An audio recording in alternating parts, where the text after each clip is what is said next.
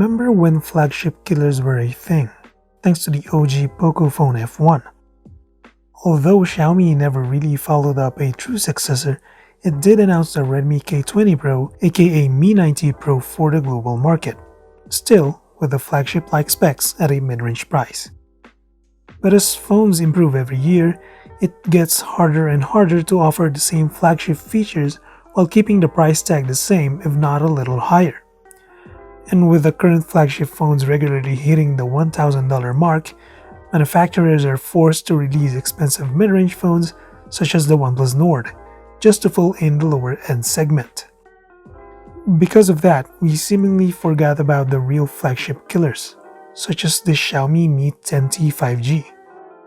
To be precise, there are two flagship killers, this one and the Mi 10T Pro. You can say that the Pro model is the true flagship killer between the two, as it comes with all the bells and whistles, but if we're talking about pure value, just like the Pocophone F1, the Mi 10T 5G is the way to go.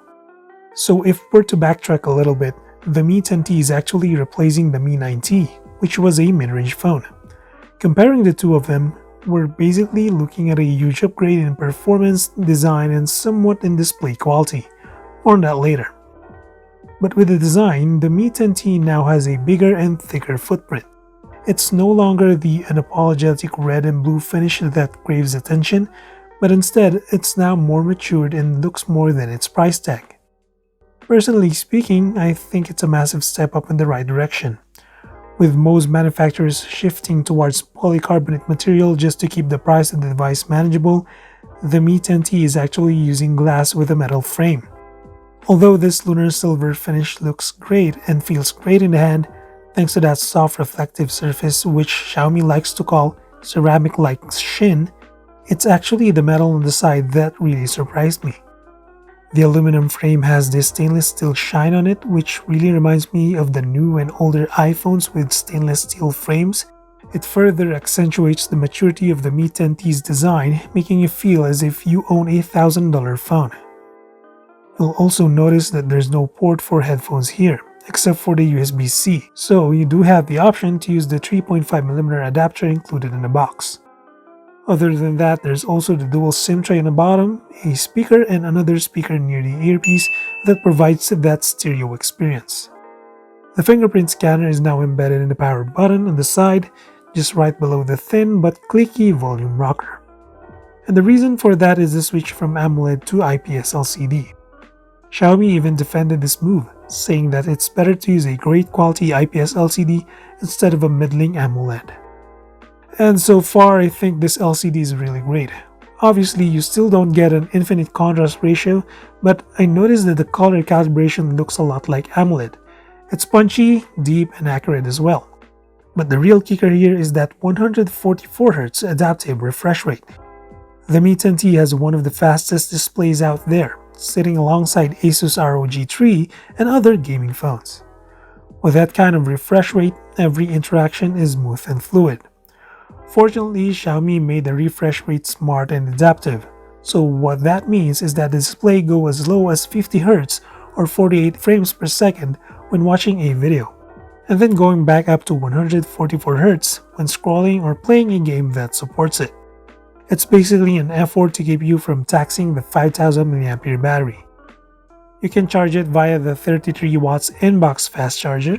Xiaomi claims that it can go from 0 to full within an hour, so we'll see on the full review if that claim is indeed true. And of course, we have to discuss that huge camera hump.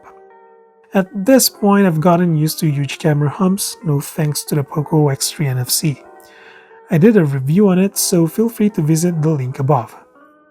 But going back to the Mi 10T, you might say that there are 5 cameras in the back, but the reality is that there are 3 cameras only.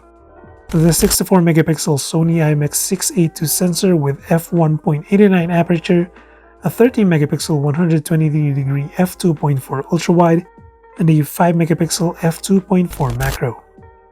The transparent hole is actually the LED flash, while the other one I believe is a placeholder that fools you to thinking that this is a penta camera device.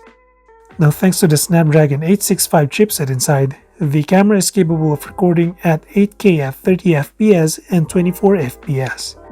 But what really interests me is how the 4K video recording looks since it supports up to 60 FPS, which means you can slow-mo those videos in that crispy resolution. Sadly, the 20 megapixel pinhole selfie camera is still capped at 1080p. However, it's hard to fault this device when the price of the Mi 10T starts at 19,990 pesos or a little over $415 US. So far, I'm impressed with this phone. It's going to be interesting how my eyes will adjust to IPS LCD, and hopefully that camera holds up even without the massive 108 megapixel sensor. By the time you watch this video, the full review is already underway, and I can't wait to share my thoughts about the Mi 10T. That's all for now. Until the next one, stay safe.